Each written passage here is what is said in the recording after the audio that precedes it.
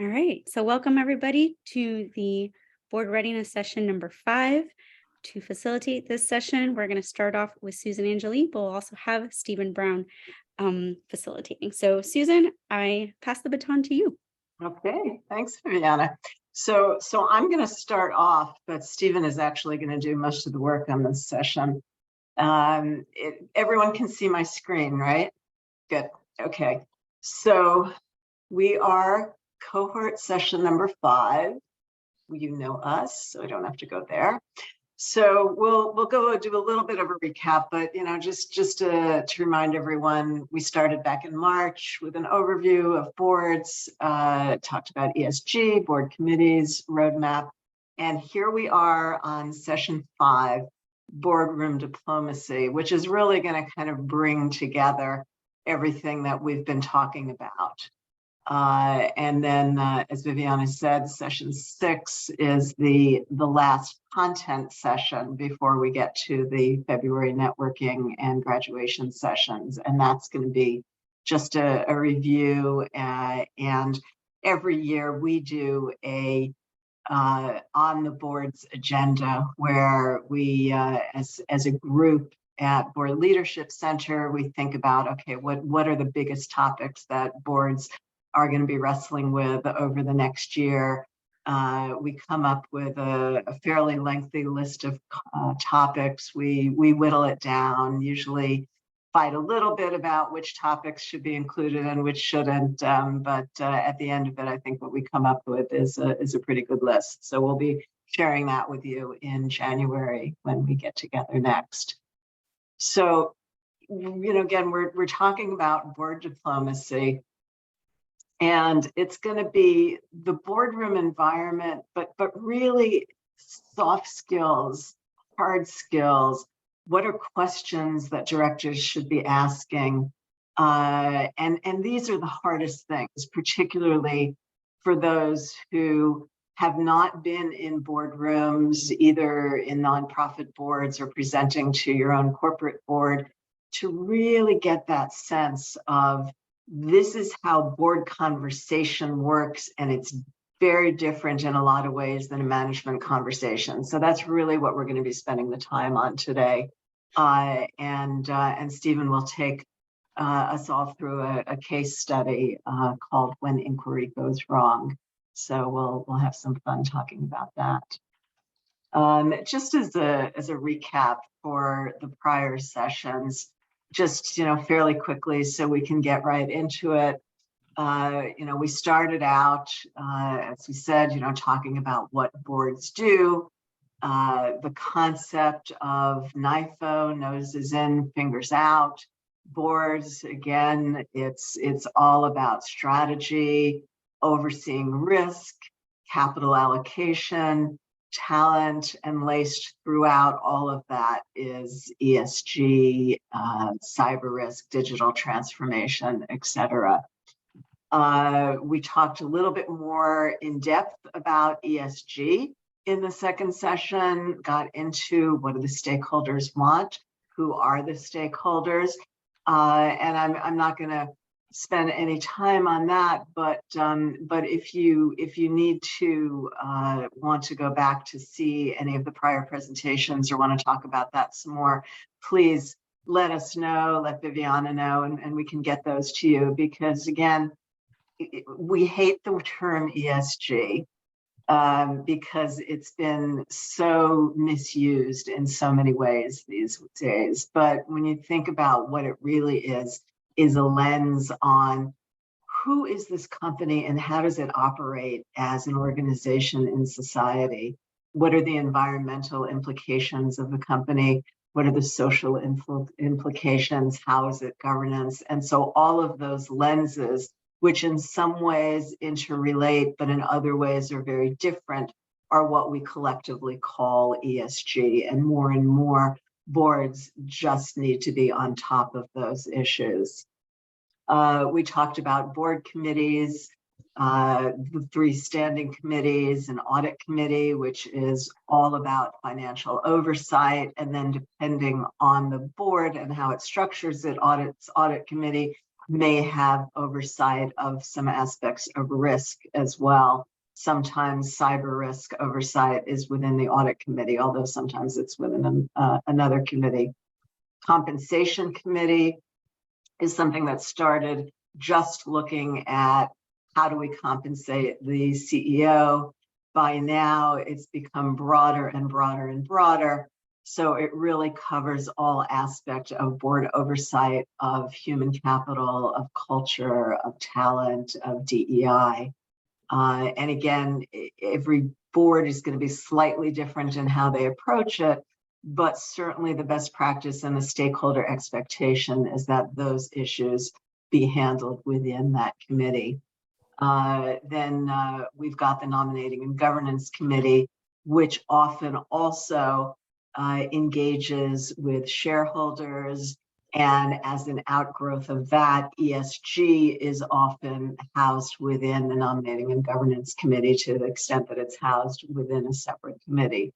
Then there could be all other kinds of committees: technology committee, digital transformation committee, cyber security committee, finance committee, M&A committee, on and on and on. But again, the point here is that when you join a board, you're not just joining a board, you are going to be slotted into a committee. So understanding what the committees do and how your skill set and interests will align with various committees is really, really critical. And then your roadmap to the boardroom. As Stephen likes to say, it's about who you know and about what you know. So the more that you know in terms of what boards think about, how they think about it, the topics that they think about, and the more people that you know and that know you and think of you as a value add strategic asset, the more likely it is that your board journey is going to be shorter rather than longer. So that is the brief overview of where we've been. And now I am going to turn it over to Stephen for where we're going, boardroom diplomacy. Well, thank you very much. And by the way, I'm so good to be back with La Familia. I think I missed the last session. And since the last session, Susan, you got your haircut. Very nice. Thank you. I wanted to acknowledge that I do see these things. And I want to get points for that. And I'm so glad to be back with you guys. I am impressed that you noticed. I knew you would be. This boardroom diplomacy stuff, I actually think I love going through this. I'll do this again tomorrow, slightly different, with another group. And I believe something that I didn't do with this group in mea culpa was I send along ahead of time the case study, which is okay. We'll walk through the facts first. But with tomorrow's group, I think they've read it before. They would have read it by the time I get to them. But the idea of doing this is that the boardroom is just so different. And Susan and I and our other colleagues sometimes take this for granted with the rest of our firm and the rest of the world, is that the boardroom and that environment is very different from an operating role. And so this is meant to sort of share what goes on in the boardroom, the soft skills, hard skills, and just give a flavor. We had a discussion a couple of weeks ago with a candidate for the board who we referred to for a board, who's an operator at a large Fortune 500 company. And her question was, like, what really goes on in the boardroom? And I would know, tell me how to operate, which, by the way, is a lot to do in an hour, and because she's not in a program like this. And but she wanted to have, sort of really understand what goes on. So here we go. We start with the next slide of inside the boardroom, where if we start from right to left there, or left to right, which is the way you read things. Sorry for that.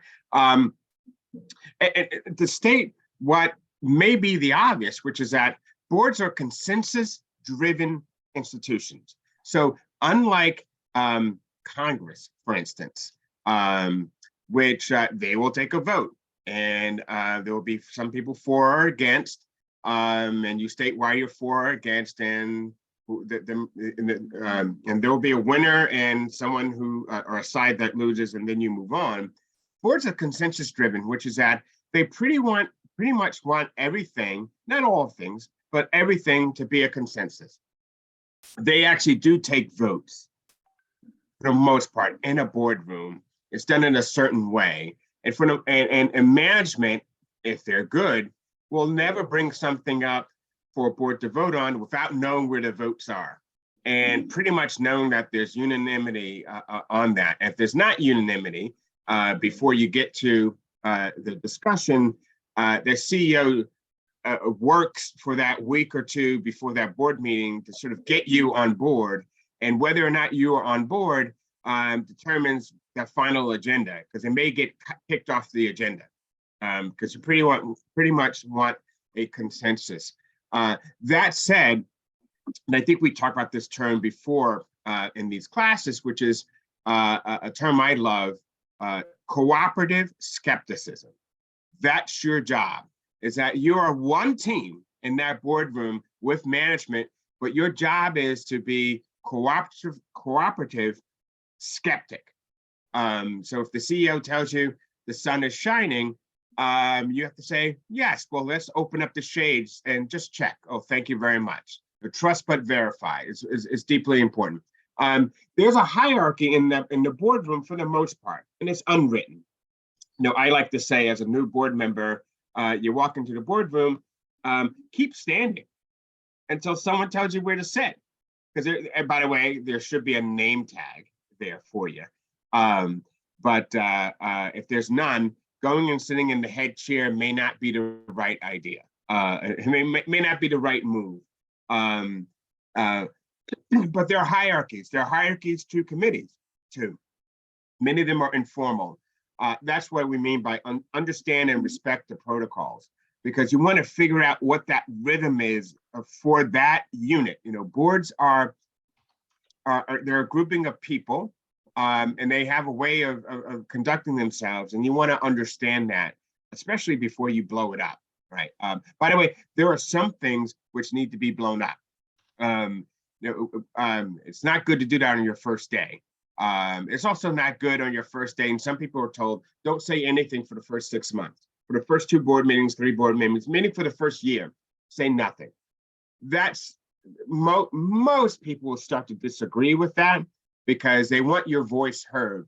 How you have your voice heard is a skill, and that's what we're talking about today. So when we move to talk about soft skills, again, stating the obvious, you're a director, not management. And part of that, I like to give the example of in front of your house, you have a street, and there are a number of potholes in the street there. And in your backyard, you actually have some asphalt and a thing to smooth the asphalt in your backyard. So you could do it if you have the time. You can actually fill in that hole, those potholes. That's not your job, right? And so you're in that boardroom, you're an operator, what you do for a daily living. Your job is not to actually go out and fill that pothole. And sometimes that can be frustrating, because you think you know exactly what should be done, but you're a director, not management. You always want to keep that in mind. Know what you stand for personally is deeply important, because hopefully it never happens to you, but there may be a time in which there are things going on that just don't make sense to you. They don't jive with you personally. And that's where you start to think of, wow, maybe I should not have joined this board, or maybe my due diligence wasn't as great as it should have been. But you gotta think about that. And this happens rarely, but it may come a time where you have to think deeply about what you're doing there and your own reputation, so that doesn't get hurt. And we can think of a number of different boards who've gone through crisis, if we think of the last 10 years. I'm thinking of the Theranos board that had some very well-heeled people on that board, and they're tainted. Those who are still alive, they were very senior people, but they're tainted, really. and what went on with that board, with the exception of the gentleman who figured out that this was a load of crap, what they were selling, who figured it out and was summarily removed from the board. You know, that's a whole nother subject. But he figured it out and sort of spoke up and was told, you know, perhaps this is not the board for you. And he said, perhaps it's not, and he left. So you want to know what you stand for personally and know what you're not willing to stand for professionally. That's deeply important. And we'll sort of, I think that comes out in this case study. Before I turn to Susan for any comments on this, let me do this last turquoise slide, which is at the hard skills, which is, it is without question, you got to do your homework.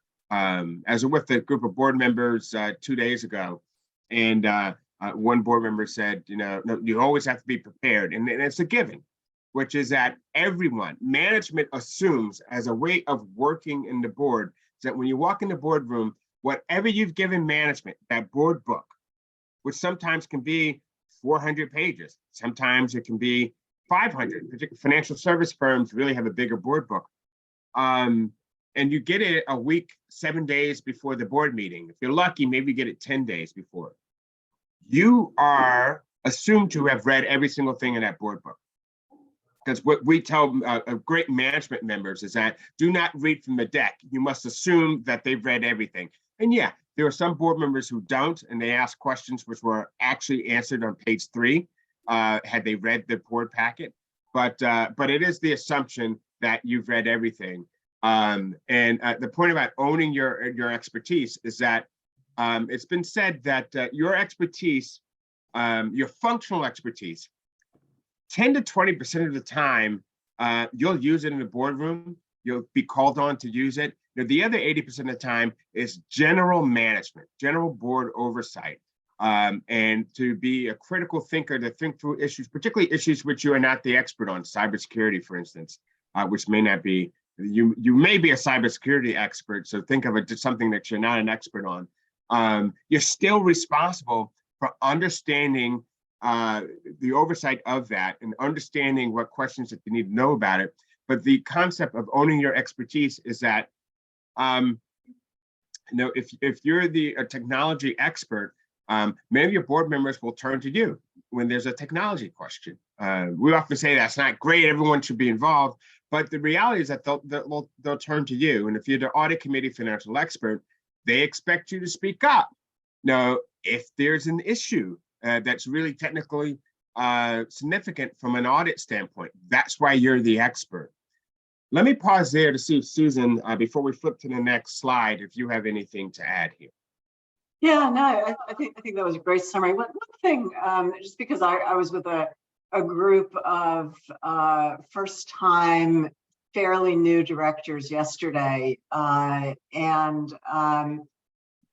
part of the conversation was around not only sort of knowing what, you know, the information that you're getting, but also like there's stuff that people aren't talking about, and what do you do about that? And that's, you know, I think we'll talk more later about how to get into it, but the example that came up is one a Black woman on a board where she said, you know, not only is she the only woman, not only is she the only person of color, she is 20 years, at least 20 years younger than the next youngest person on the board. And everyone else on that board has been together for at least 10 years. And she kind of wrestled with, well, there are certain things that I think are important and no one's talking about them. And so what she wound up doing was talking to the NomGov chair to say, look, you know, these are important. I think they should be talked about. What is the best way for me to bring those discussions into the boardroom? So rather than just, you know, sort of going in and saying, we need to be talking about this, she kind of, you know, finessed her way through it. And it's really hard. It's really hard to figure out how to do that and when to do it. So that's the only thing that I would add to that. Yeah, that's the trick. That's the trick there. And so as we get into how sort of the director inquiry, now you should go about your business. I gave thought in thinking back how directors view their fellow directors, and I've done a number of board evaluations, and I thought about this thing, and I've come up with what directors really think of their fellow directors is around the quality of questions that they ask. What I mean by in quality is underlined as opposed to quantity. It's not that you ask a lot of questions. And a matter of fact, if you ask a lot of questions, you might get a lot of looks, particularly if those questions should have been answered by you reading the material, or very basic, or are not at all helpful. By the way, our good friend who's a director for KKR investment firm and a former Goldman partner, Dane Holmes, always says, when a director asks a question, the consequence of asking that question from a fellow board member is one thing, and we're going to get into that. But the practical consequence from a management team side is that every time a director asks a question, there will be activity by management. And you want that activity to be useful. So for instance, if an outlet, and I do not joke about this, if you complain that there's no hot breakfast during your morning meeting, there will be a hot breakfast at the next meeting. Like, management will figure out a way to do that. And that's actually a pretty simple thing, which, by the way, I don't think is all that problematic to ask on the side. But every time you ask a question, management's going to do something. Now, if you want to know, how many employees wear black shoes on the factory floor, which makes absolutely no sense, management's going to have someone go count for the next 60 days, right? Which, by the way, I think is not a useful thing to do. But every time you ask a question, management has a reaction to it. They're going to do something. So you want them, whatever that is to do, to be very helpful and accretive to firm value and not superfluous. So asking, and whenever you ask a question, management's going to do something. So, but for your fellow directors, asking a quality question, when I've asked board members to do a peer review, they really think about, hey, that guy asked some good questions.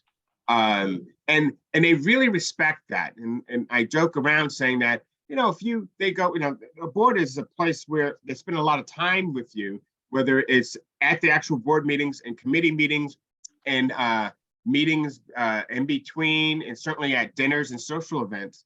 And if, they think you tell bad jokes or you chew with your mouth open, socially, you may not be a great person to be around. But if you ask very good questions, they'll tolerate that.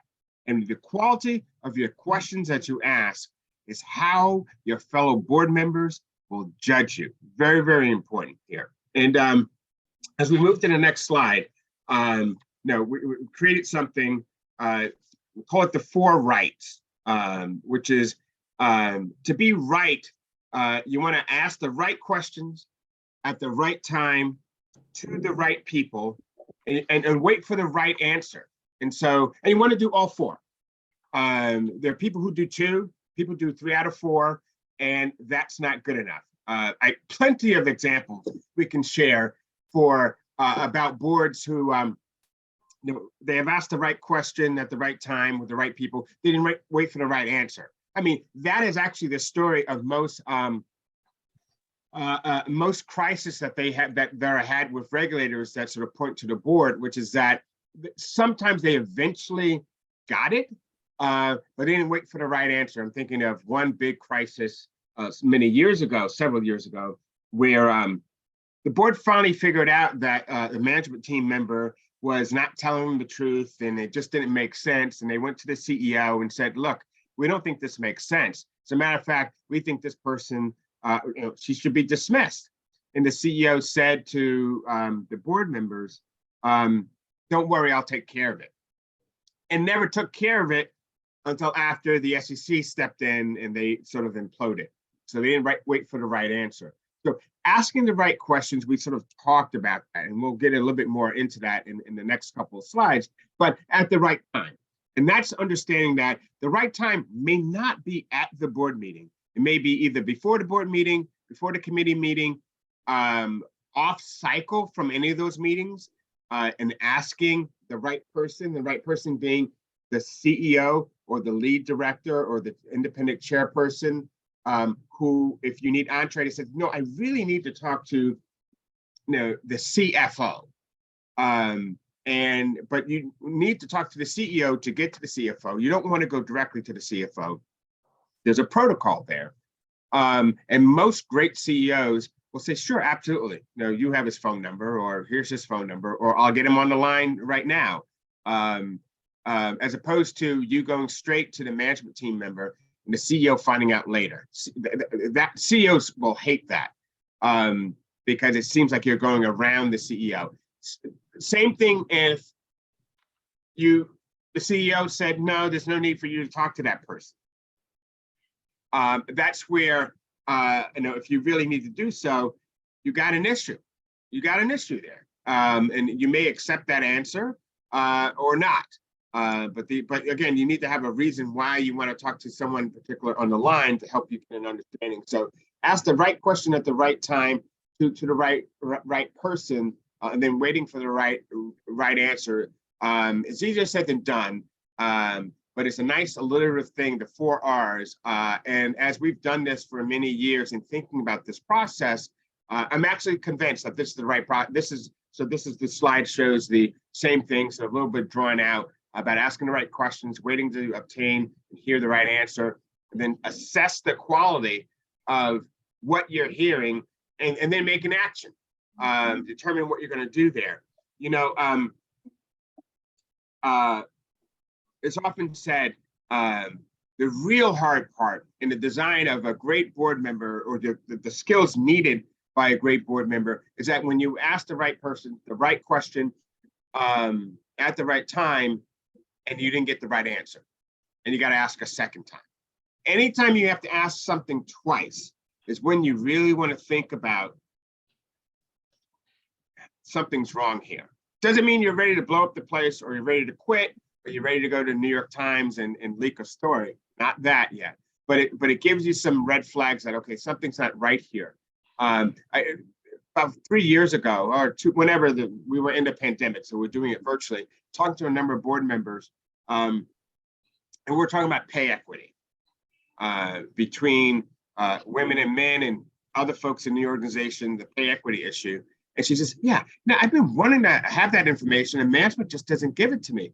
And I looked at her and said, that's a problem, because one, they have that information. They pay people every 2 weeks, right? You don't have to hire a consultant to figure out what you paid someone last week. They have that information in the bowels of HR operations, and you should be concerned that you've asked a legitimate question and you're not getting an answer.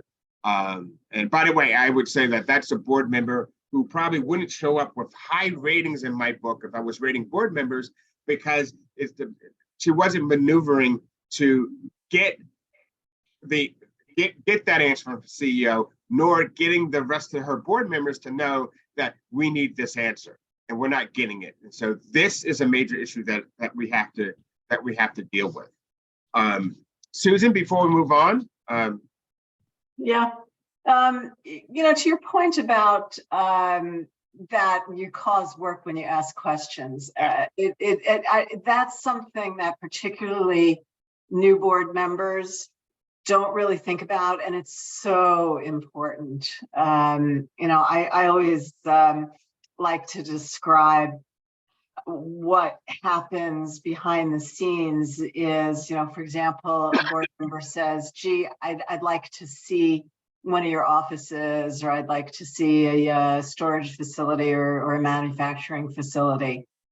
Think about it like Parents' Day in school. The good food is going to be brought out from the cafeteria. Probably the walls are going to be freshly painted.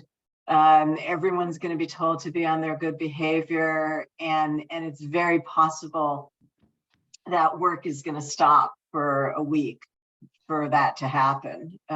So it is something that it's, you know, people don't really think about it, but it is so important to be mindful of that. And to Stephen's point, just think, well, okay, if I'm going to ask a question and I know people are going to do work, how do I make sure that the work they're going to do is going to move the company forward, as opposed to just something that's going to be helpful for me because I'm curious.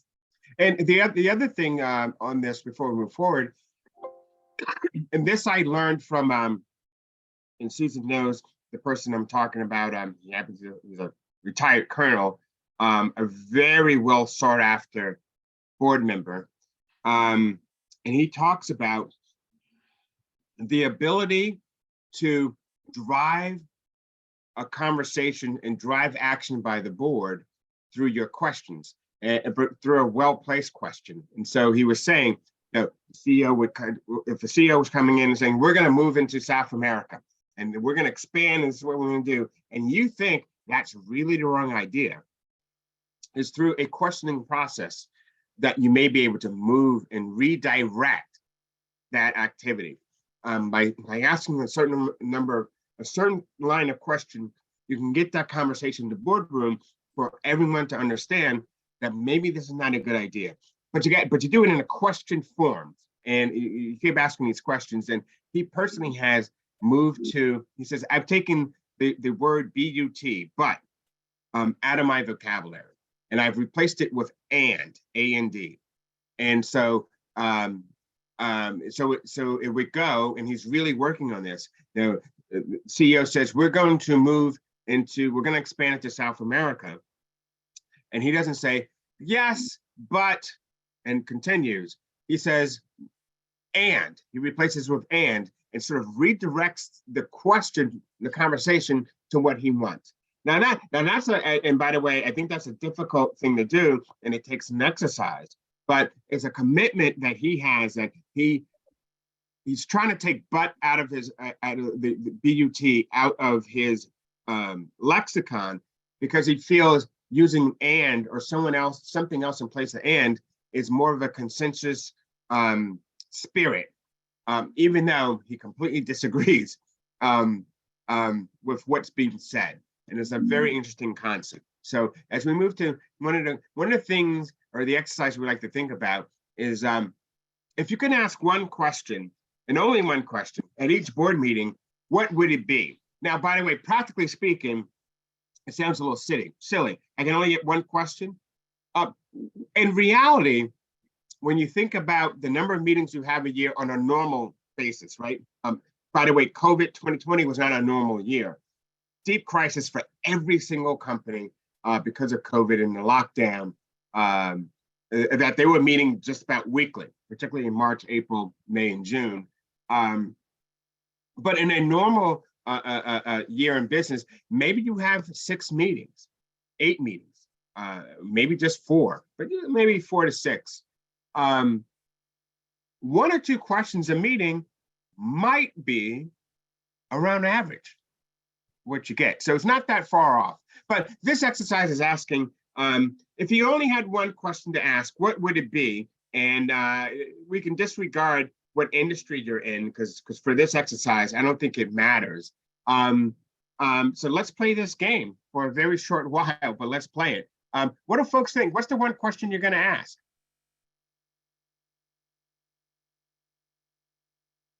We can call on people if no one's willing to raise their hand, but yeah, please. Did you see everyone go off camera? Like hit that button? Immediately, yeah. Any Hi takers? there. Yeah, hi, this is Nicole Foron. When I think about this question or this opportunity, I'd say something that is clearly open-ended and clearly leads to more questions and dialogue. For me, it would immediately be, what are the downstream implications for our clients and the employees?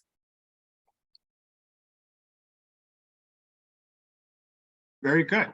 And I like that. Hi, this is Olga Marrufo. I was thinking, obviously, it depends on the timing, right? If it's earlier in the year, maybe I would ask about what are the priorities and how is the executive team thinking about priorities, I think maybe if it's halfway through the year, maybe something with regards to risks. So I think it depends a little bit of when that meeting is taking place and where we are with regards to the fiscal year. Thank you for that. Yancy, is it Ionesi? Ionesi, yep, Ionesi. Hey, Ionesi. good I got good his to see second you one. again, Stephen. Good Yeah. seeing you guys at the Love the BRI hat. Institute Love the last week, hat. right?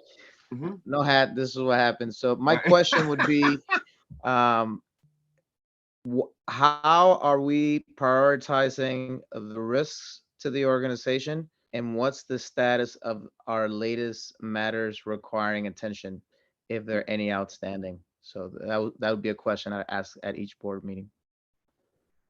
Good. See, all these questions are driving that. They are a little bit open-ended, and you're trying to see where management's priorities are, including Jonathan talks about where can we help the most right now. By the way, I think that question, he does it in the chat, particularly when you think of private equity companies or companies in which we call being a little bit closer to the ground, meaning you're there as a board member at a startup or a smaller private company where they really need your help. Management wants your help, and you're there because you're a good supply chain expert, and you're going to help them, with supply chain. And Renato, we'll get to you in a second. I see your hand. Where they, as opposed to, on the board of Coca-Cola, McDonald's, they're not, as a board member, they're not really asking you for your help. Help us pick suppliers. They got that. It's a different aspect they want, but where you're in a place where you're very active and you're close to the ground in management. You're not management, but you're pretty close to being management. They want your assistance in driving growth in the company. Asking where can we be the most help right now is deeply important. Deeply important. For more mature companies, that's a question the CEO, you want your CEO to ask you, right? Whereas where can we be of the most help? By the way, I think today, a lot of what the CEO should ask a board member today in this narrow space is around social political issues, of which, by the way, 10 years ago was just not the job of the CEO. It is the job of the CEO today, dealing with some of these very sticky issues of which there's no playbook per se, and asking board members, how do you think about, how should I deal with the governor who's on this rant and rave about X issue? And he hasn't come after us yet, but we anticipate that, we're going into, well, by the way, we are nowhere near an election season for president, but apparently it has started already 2 years out. Those sort of things is really for a CEO, to get advice. And that's why you have board members there. Before we go to things that are in the chat, the hand was up for Renato. Yeah, no, the question I would ask would be around level of confidence, right? Because there's so many things I would imagine there's conversations, whether it's recommendations on investments, recommendations on places to go, thoughts on where the business is going, just level of confidence in terms of kind of the analysis, the work they've done to get to that recommendation or perspective.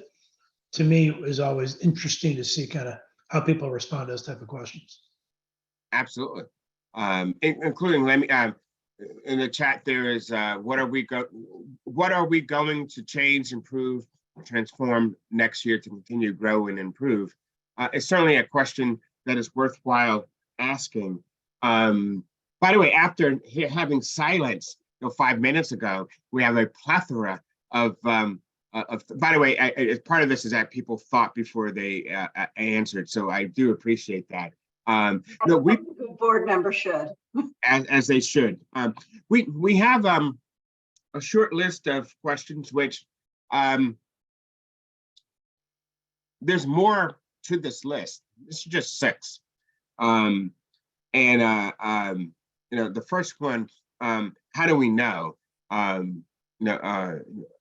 I like, in terms of it determines the veracity of facts and the processes and procedures, because I think it's important that, again, you trust but verify, cooperative skeptic, which is management tells you something and you just want, how do you know that? Susan and I were with a group of candidates, a group of folks like yourself who are not yet on boards, doing a training down in Florida. And the question came up in one of my sessions where, or a statement that a gentleman made was, recession is here, or it's about to come. And so the job market is going to tighten. And so this will happen, and that will happen. And I just said, well, wait a minute. How do you know that? Well, because it is. Stop. How do you know that? And I was pushing him to really put a footnote to it. So what is your evidence for saying that? Because I truly felt, and what he was saying was, I don't know if it actually really applied to the workforce of his company. And I was pushing him to say, don't give me general wisdom. You know, if we were on Jeopardy, that's fine. We're not. We actually work for a company, right? This company has employees, it's in this industry, what have, like, apply that your general thought to what you know about the company. Because I felt that he may or may not have been correct, but I didn't think that the vast amount of employees that worked for him actually believed the thought or their reactions would change. So how do we know? Is one of my favorite questions, because it just allows it allows for management to prove that they're giving you a fact which they have verified. Please provide us a copy with X as one of those things of trusting and verifying. I think I gave the story before. If I haven't, you're going to hear it now, of being in an audit committee meeting. And I was there to do a specialized thing. So usually I have to sit through the entire meeting. It's 2.5 hours, and I was playing tic-tac-toe or something on my phone. Or I was actually reading, I don't know. I'm not going to fake it. I was playing tic-tac-toe, waiting to have my turn, but a question came up, and I thought it was so interesting. And it had nothing to do with me, but it had to do with CEOs having relationships. And at the time, the news was a very big company had to fire a CEO because he had a relationship with a subordinate, and the board was asking, or the audit committee was asking around the policies around that for their company. There was a news article about another company. This had nothing to do with their company, but it came up like, so what would we do? And oh, well, it would never happen. The general counsel, it would never happen here. And we have protocols in place and what have you. And I was thinking, okay. And then they moved on to the next thing. And I was like, no, you should have said, that's great. I'm glad we have protocols and the processes. Hey, at the next meeting, can you give me the policy?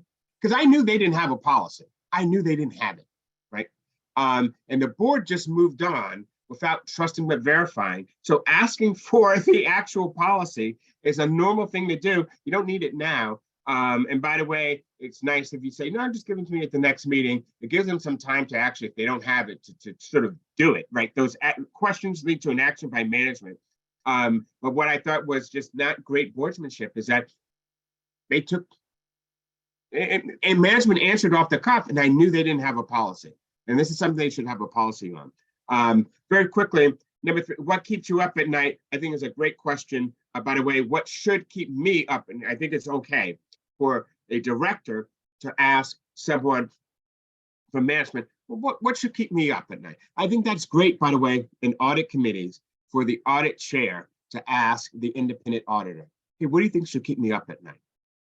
And let me just interject on that one. If the response is, oh, nothing should keep you up at night, everything is great, that's one of those trust but verify things, because that's right. Probably a red flag that either there's something they don't want to talk about, or they're not spending enough time thinking about risk and the things that could happen. Right, because I want management to prioritize their pain points. Like what's really going on here that I as a board member should know about and be worried about. And I want to know what makes you tick and how you prioritize what you're doing. The next question about scaling context is that particularly when you're talking about something which you're not greatly familiar with. So if they give you a cybersecurity presentation, and they're talking about we stopped, 100 intrusions last quarter, you need to ask, all right, is it bigger than the bread box? Is that sort of normal? Or most people stopping all intrusion? By the way, you only need one intrusion for life to be awful, right? Get scaling context and ask management for that, particularly if you're not an expert. You can ask these questions, sort of say, okay, so let me figure, is this a big thing or a little thing? How urgent is this? And you want management to put it into context.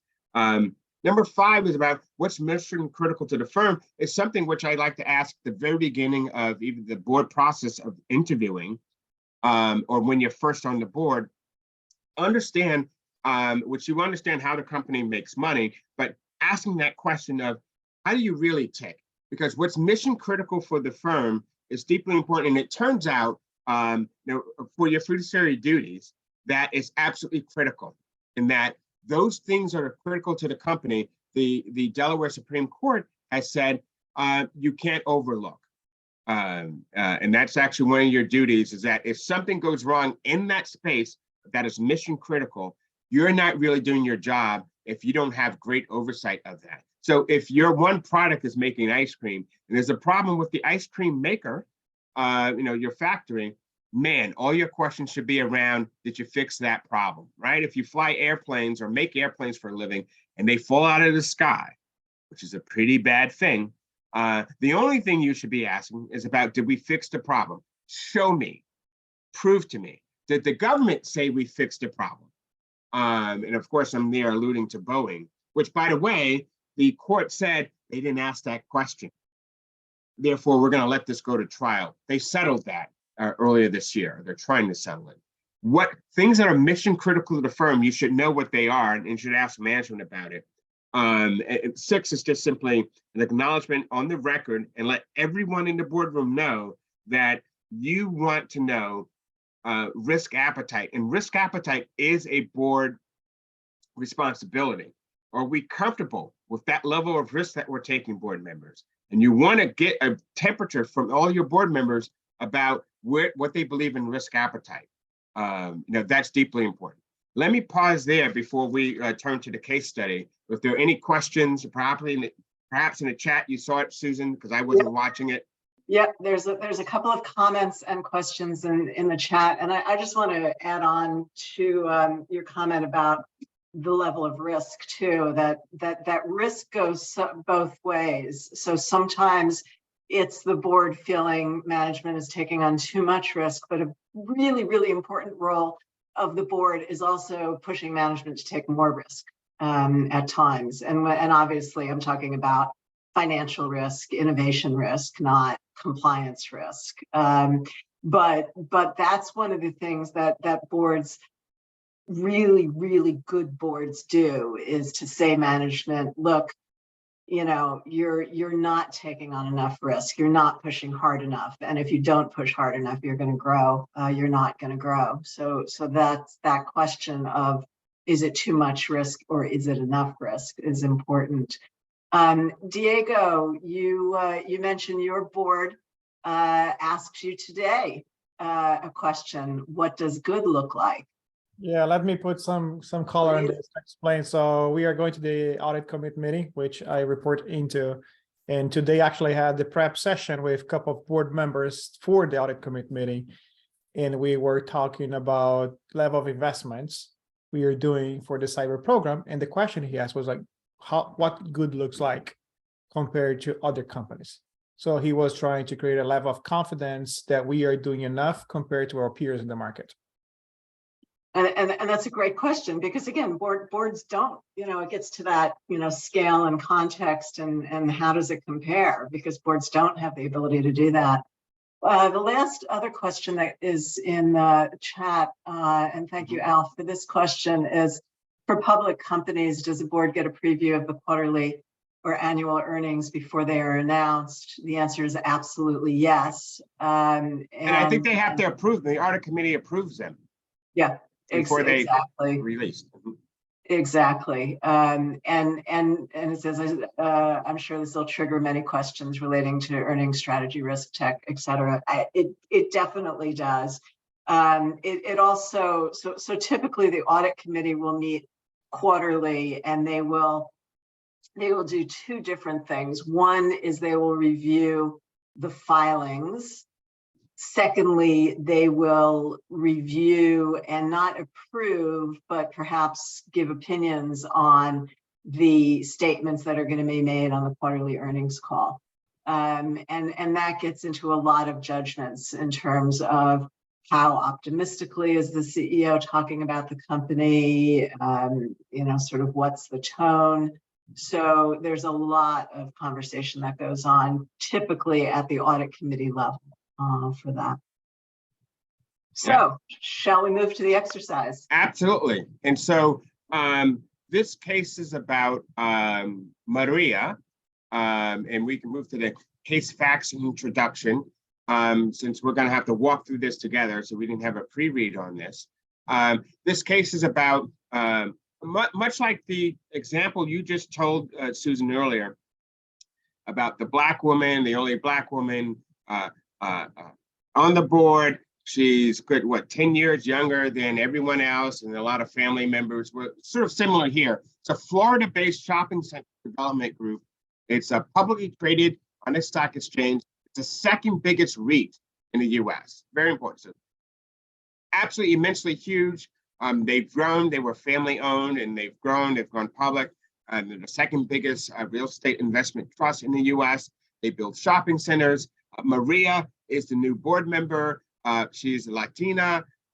She's a financial guru. She recently retired as CFO of a private real estate group, so she knows her stuff. She's the only person of color on the board. By the way, how stereotypical to call her Maria in this case study. By the way, I think her name was actually something else, and I changed it. So if you want to blame me for the stereotype, it's me. The chairman is the founder, the father of the CEO, and the chairman on the board is the founder. He's made his son the CEO, and I think the case is that the son went to school with Maria and knew her from way back when and asked Maria to join the board. So that's how she got to the board. The son is pretty inexperienced. He's 10 years younger than most board members and the CFO, which is why Maria is also 10 years younger than most of the board members. The CFO figures very heavily in this case. The CFO is a long-term friend of the founder, who's the chairman. He's an industry veteran, and he's been there for a long time, and he's at least 10 years older than the CEO, 10 years older than Maria.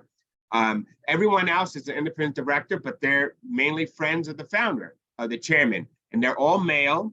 That group includes a CEO, the CEOs, a guy who's a partner in a trucking company, someone who works for a bank, an industrial company.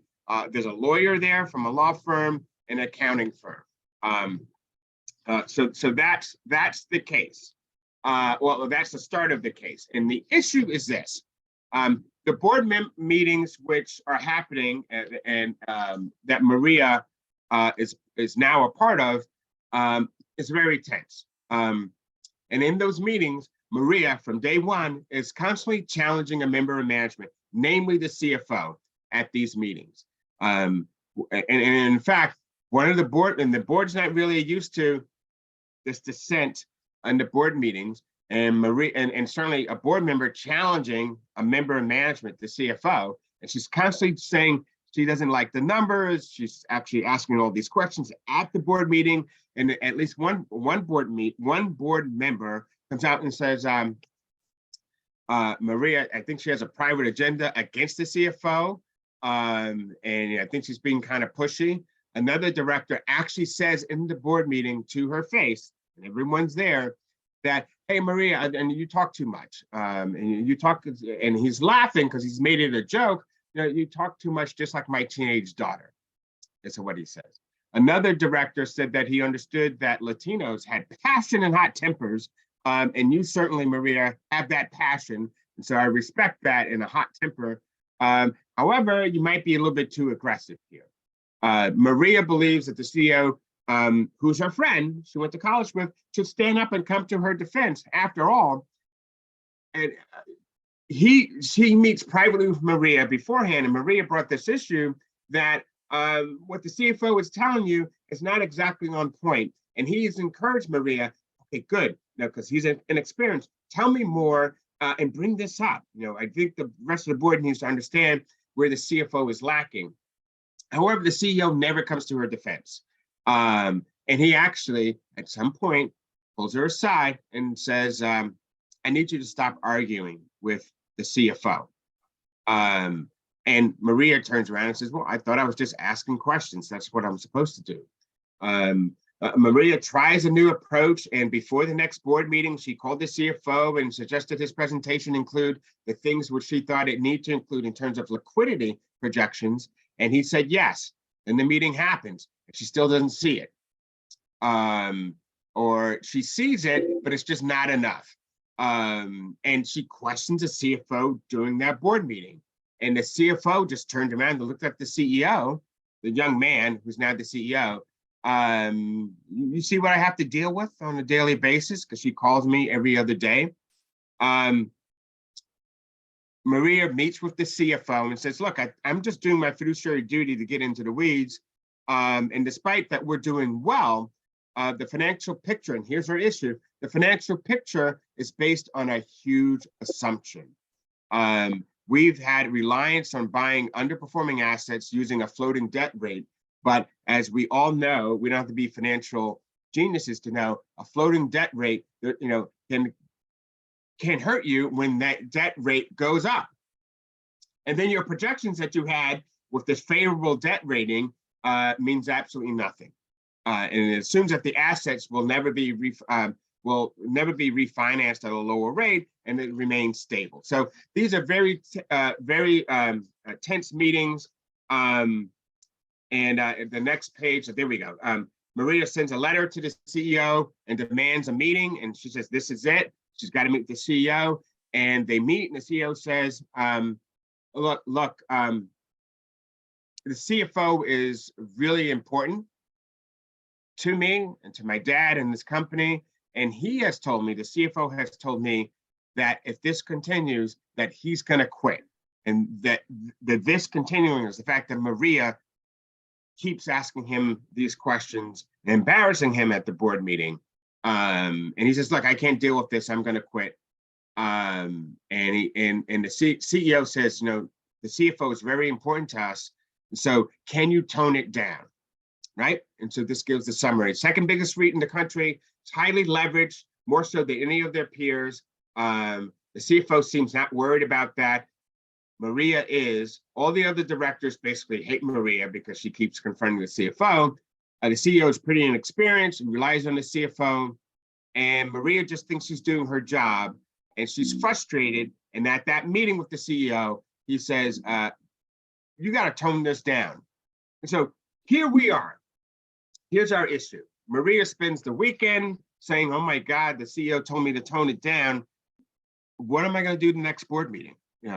Should I just leave this place? Because it's just horrible. Besides the fact that they treat me horribly in this board meetings, and they say things about, you remind me of my teenage daughter because you talk too much, or we understand that Latins are hot-blooded, but this is a little bit too much. So there's pretty derogatory things from a sexist and fairly racist standpoint that's being said. What should she do? So that's our question for you guys. What should she do? And much like our earlier question, where we asked you about what was the one question that you should that you might want to think about, we're asking here, what are the issues, and what should she do? Let's think this through openly.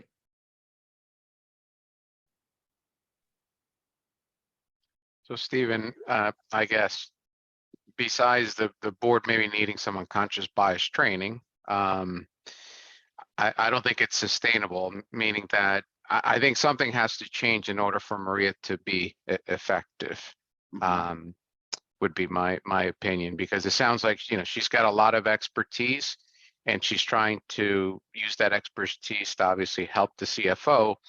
But there's obviously, maybe the CFO feels threatened, or the way Maria is asking or interrogating the questions to the CFO, obviously their current working arrangement is not conducive.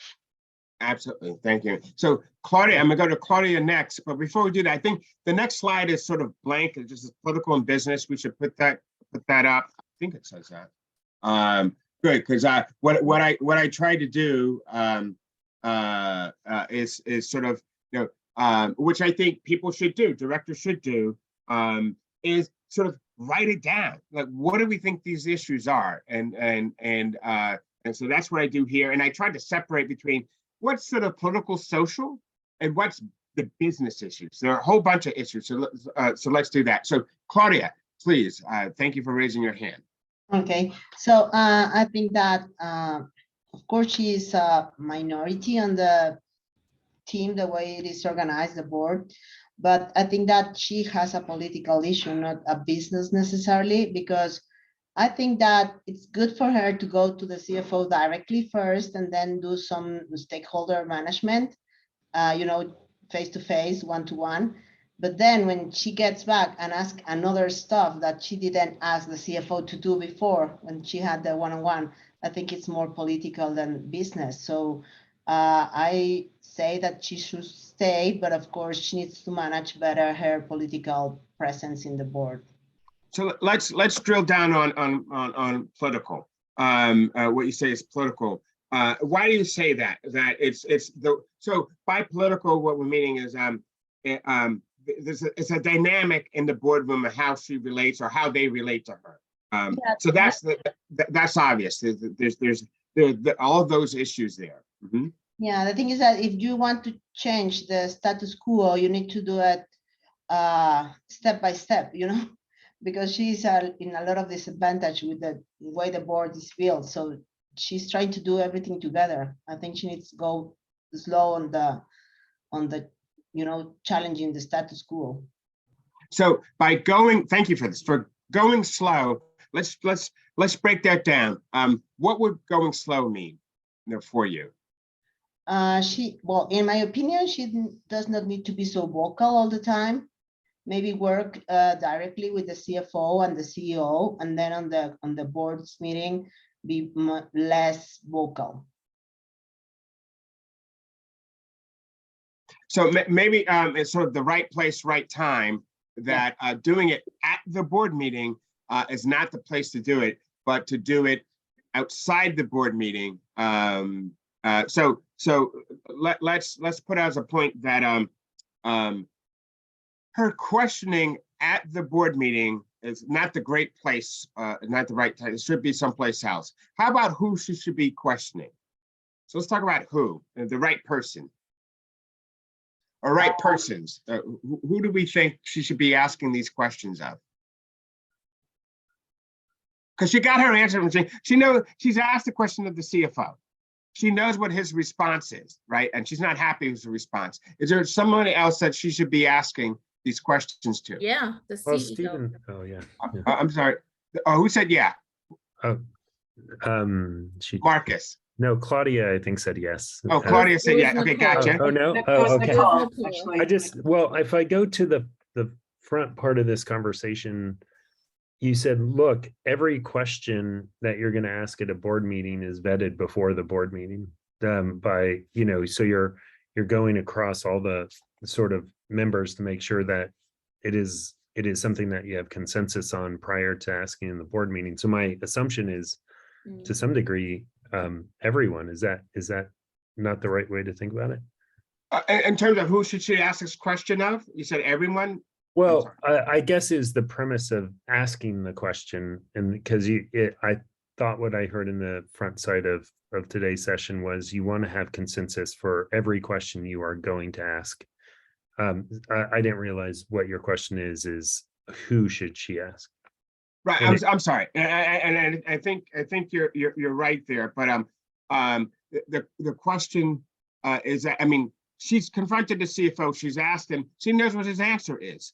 Are there other people she should be asking this question? Because we determined that doing this at the board meeting is not the right place. But so the CEO, right? Yeah. The CEO. By the way, the CEO is I won't say he's a doofus, but he's really he knows what her questions are, and he even said, "Yeah, that makes sense." Say it at the board meeting, which he sort of set her up for that. Are there other folks that she should be asking?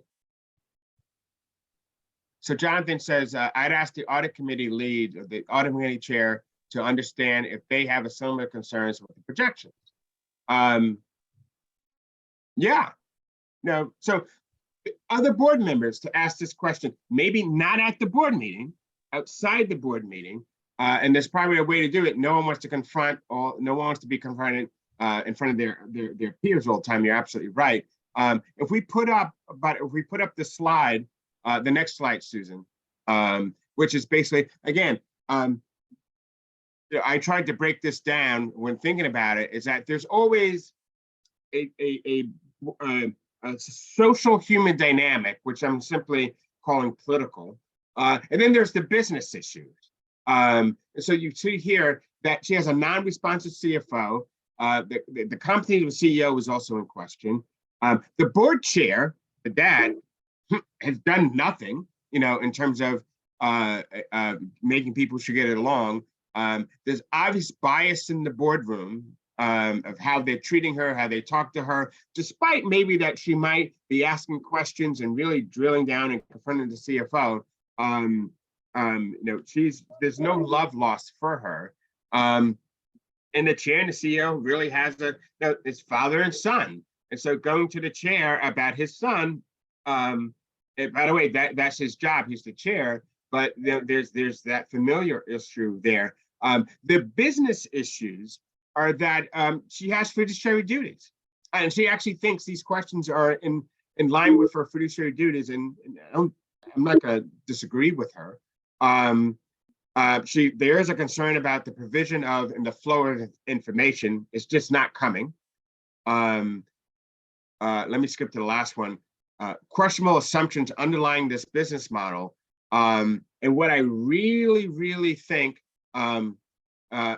is really the key here. And that's where I'm driving towards, that you got to deal with the political, social, human element, but there's also a business issue, and figuring out what those business issues are absolutely critical, because one, it gives you clarity. Two, it's going to inform, I think, how you deal with the human social issues, the political issues. The risk profile and the leverage of this firm is actually the key business issue that she has a concern about. And it's not coming through, or it's being ignored. It certainly is being ignored by the CFO. And so, and that's a deep problem, because that's the business issue, which is you're really highly levered, more levered than anyone else in the industry. Things are good right now, but that can change with a change in the interest rates. And that's the real business issue. Now, Maria, could simply quit. That's the easiest option. She can decide to step down from her role, right? By the way, when she resigns, it triggers a required disclosure from the SEC, which is Maria she has stepped down. It's open. You could do so quietly. You can do so not so quietly. Most people do so quietly. Maria has left the board to focus on other issues, including her staying home with her children. What was it? What did our good friend Ivanka say the other night? Choosing to stay and focus on my young kids and my family instead of following that. Who's as every CEO pretty much who has been fired has always said. Exactly. Well, right. Yeah. So she could do that. By the way, when I said you can leave noisily, it doesn't happen. It happens less than, there's actually a number on that. It's probably 2% of the time. When I say leave noisily for a stock exchange, for a publicly traded company, if you want to, as a board member, you can leave and put a press release out, and the company must run it in their 8K, in their filings, whatever you want to say. It doesn't happen often for a variety of reasons, including people who do that generally don't get other board seats, right? And so that's a tough thing to do. But sometimes people do it because they want on the record why they are leaving. They want on the record that they have a disagreement. And by the way, from a securities law standpoint, it is the feeling of the drafters of the laws that shareholders have a right to know this information, that the seat is being vacated because there's a disagreement. And it's pretty interesting to look at those cases where there's disagreement there, but it doesn't happen all that often. I just wanted to mention that you do have the possibility to issue a press release that says everything that you wanted to say. There's a downside. There are downsides to that.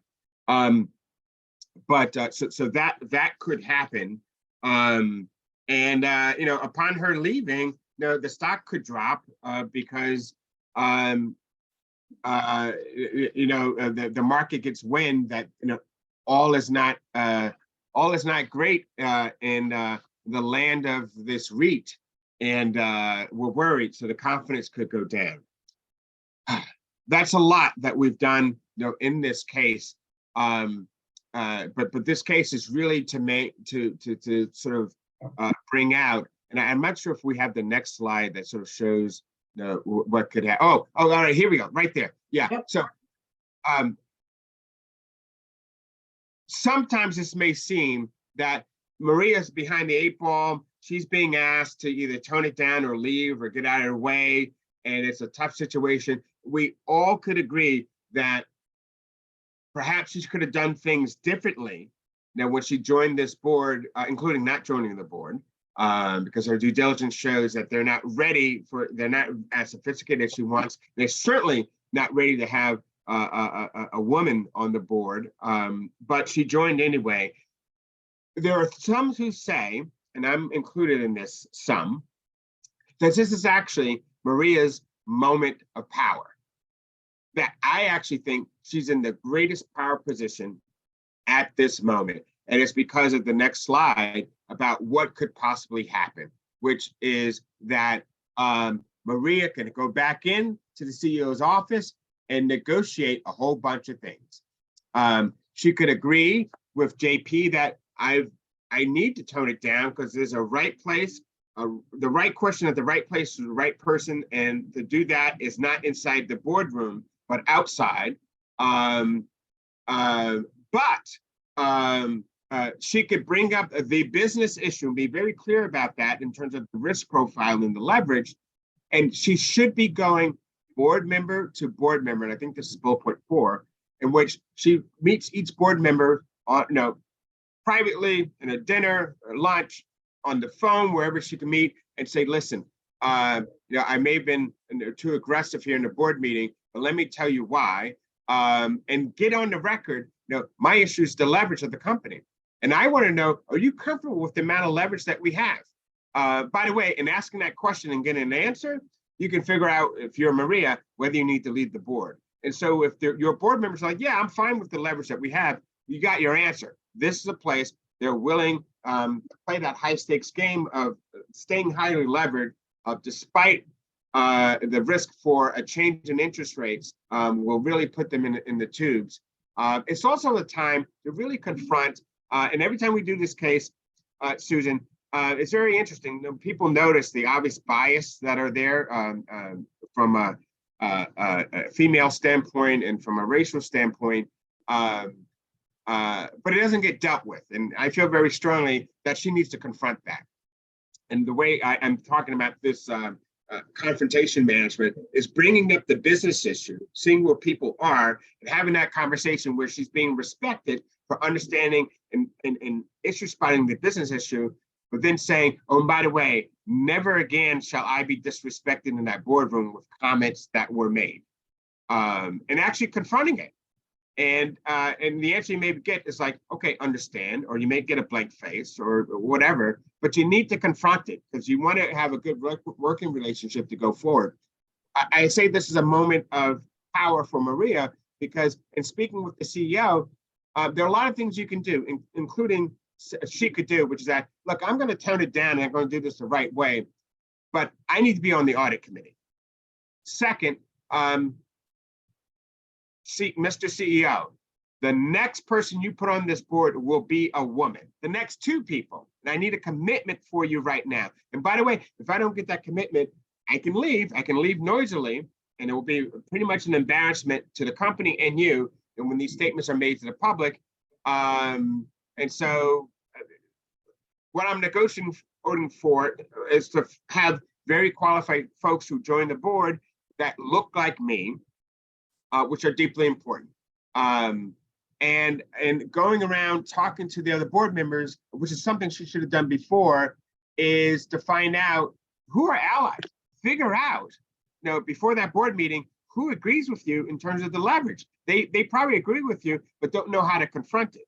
And you want to have allies. So I've said, I've said a lot here. Let me pause and see if Susan, you have comments, if other folks have comments, because I think that's our last slide. We can sort of release the Yeah, no, that is our last slide. And I think, the reason that we like this scenario so much is because it sort of wraps into a bundle issues that we know that board members have dealt with. Right. Maybe not all at once, but the idea of not being heard, being disregarded, the dynamics, the political issues, they're challenging. They're really challenging, especially for someone who comes into a board where, kind of everyone has been together forever. Right. And I'm just looking, Cleo's comment. I agree she shouldn't walk away because that is the only way to be a catalyst for change, but she shouldn't apologize. Mm-hmm. Yeah. No, right. And that's absolutely fair. That's absolutely that's fair. absolutely fair. And by the way, when I sort of said she should apologize and do this, my point of saying that is really diplomatically, which is, with my friend who says I've taken but out of my language and I use and, sort of similar here. You're apologizing without apologizing, saying what she should be apologizing for in having this conversation is that it was the wrong place for me to bring this up. It was the right thing to say. I have the right question, but I should have done it a different way. And so I know better now. And I'm doing it a different way by having a meeting with you, board member, outside of the boardroom. But let me reiterate what my issue is. My issue is risk appetite that we have, and that these projections are on faulty ground. And I'd like to know where you stand on this. And that person may agree with you. Or maybe not. By the way, either answer lets you know where you stand, lets you know where the board stands. So the apology is about how you went about it.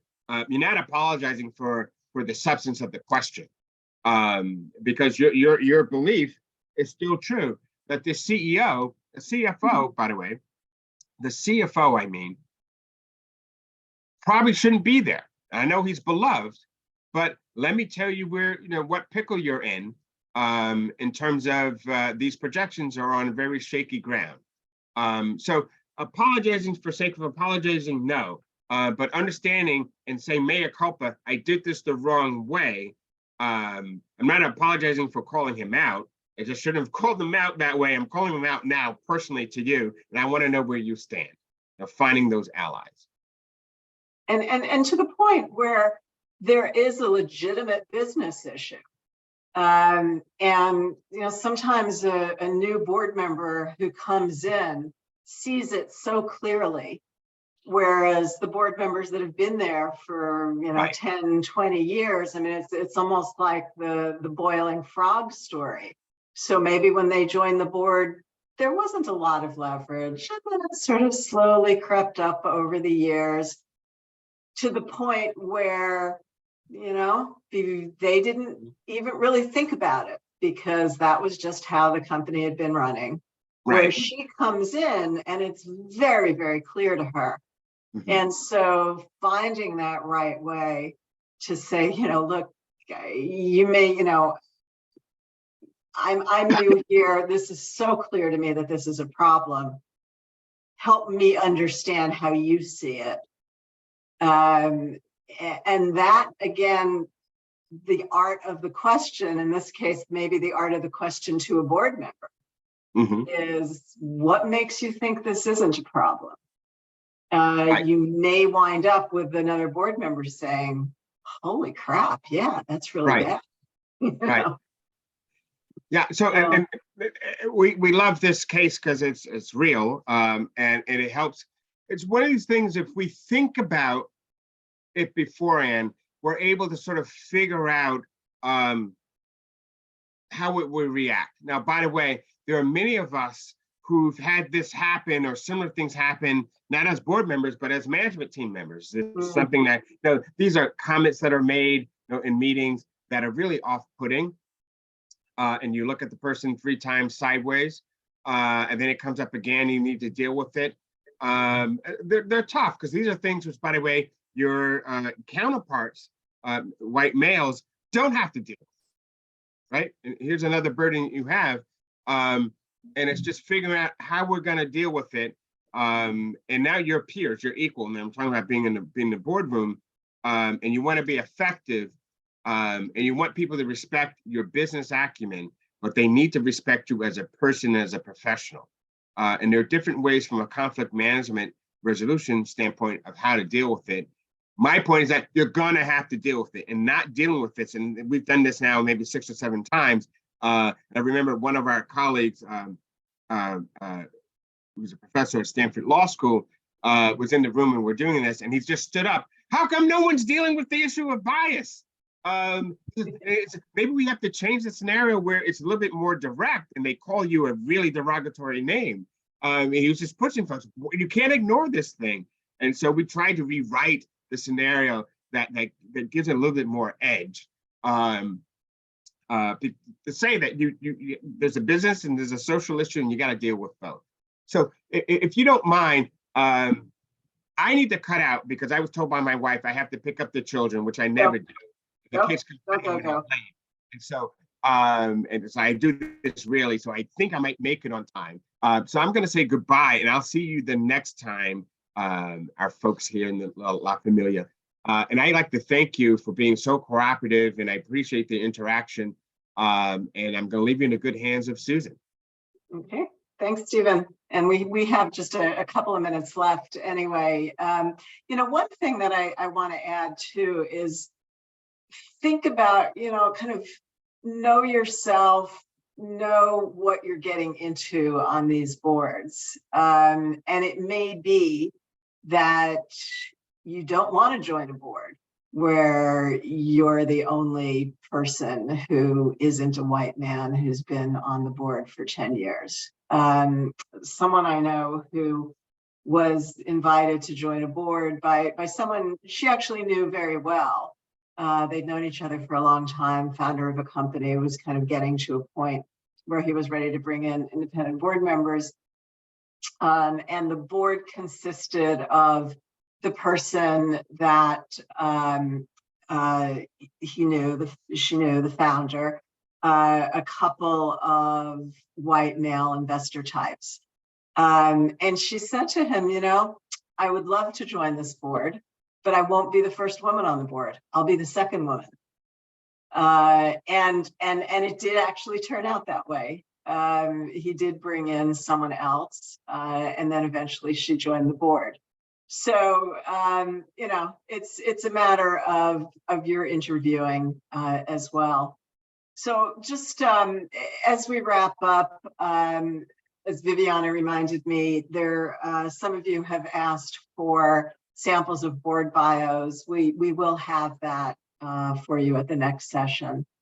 But again, thank you all for joining. I hope this has been some food for thought. And they're hard issues, but important issues to find the right way to deal with in boardrooms. And there's, if when you do join boards, know that there's tons of people dealing with the same issues. And so there's always a peer group to have a drink with, to complain to brainstorm with. So on that note, we'll see you. Have a wonderful Thanksgiving. Have a wonderful holidays, and we'll see you in January. Thank you, Susan. Thank you, everybody. We'll see you in January. Happy Thanksgiving. Thank you. Bye, Happy everybody. Thanksgiving. Bye. Ciao. Bye. Thank you. Thank you.